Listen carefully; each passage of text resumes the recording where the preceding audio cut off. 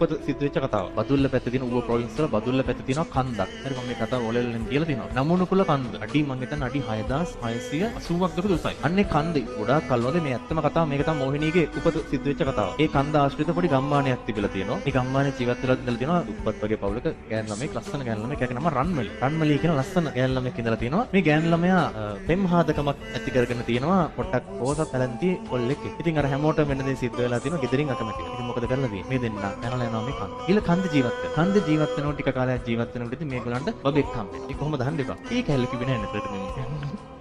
ඒක ඕනේ ඉන්න කොහොමද හම්බුණා. දරුවෙක් හම්බ වෙන පොඩි බබෙක් හම්බ වෙන. දැන් චොටි බබා. ටිකක් කල්ලාම කාලය ගත වෙනකොට මේ කොල්ලටයි මේ හස්බන්ඩ්ටයි මේ පොඩි ළමයාටයි උණ හැදෙනවා. ඒ කියන්නේ කැලෑ උණ කියලා කියන නමක් කමක් නැහැ. නිකන් වෛරස් උණක් හැදෙනවා. බෙහෙත් ජාතිත් හොයාගන්න නැහැ. හැබැයි රන්මලිට මේ ලෙඩේ හැදෙන්නේ නැහැ. මෙයා මොකද කරන්නේ? කන්ද මුදුනට යනවා බෙහෙත් ඖෂධ අරගෙන එන්න. බෙහෙත් පැලෑටි මොනවද අරගෙන කසාය හදලා දෙන්න. මොකක් හරි දෙයකට බෙහෙත් පැල හොයාගෙන එන්න කියලා මෙයා යනවා. අදටත් මේ නමුනුකුල කන්ද ආශ්‍රිත වෙන ලොකු ගෝන්නු. අන්තට්ටු දින ගෝන්නු ඉන්නවා. මේ ගෝනෙක් ඇවිල්ලා මේ ගුහාවට අර පොඩි ළමයාවයි අර කොල්ලවයි ඇනලා පාගලා මරලා දානවා. රන්මලි මේ මුකුත් දන්නේ නැහැ. එයා බෙහෙත් පැලෙම ඔක්කොම අරගෙන ආපහු ගුහාවට එනවා. එනකොට මෙයා දකිනවා කොම උස්සලා දාලා ගිහින් බලනවා එයාගේ සාම්පුරුෂයා ළඟට ඇනලා මරලා. පොඩි ළමයා ගාවට ගිහින් බලනවා ඌවත් පාගලා මරලා. ඊට පස්සේ එයා ආපු දුකට මේ චූටි ළමයාවත් අතට අරගෙන මේ අඩි 6680ක් උඩ කන්ද මුදුනට ගිහිල්ලා ඉතින් පහළට පැනලා සීදී නසා. ඒ සීදී නසා ගන්න වෙලේ එයාගේ හිතට ඇවිල්ලා තියෙන හැඟීමක්. අපිට මේ දේ සිද්ධ වුණේ අර ගමේ මිනිස්සු අපට විරුද්ධ වෙච්ච ඉඳ කියලා සියලුම මිනිස්සු ගැන වෛරයක් බැඳගෙන තමයි මෙතනින් පහළට පැනලා ගියේ. අදටත් ඒ ආත්මය අර ළමයාවත් වඩාගෙන මේ කන්ද ආශ්‍රිතව සැරිසරනවා. ඒක ඇත්ත කතාවක්. මේ කන්ද යනවා ඔය කැම්පින් වලට මේ කන්දට යනවා නමුනුකුල කන්දට කැම්පින් කරන්නෙම යනවා.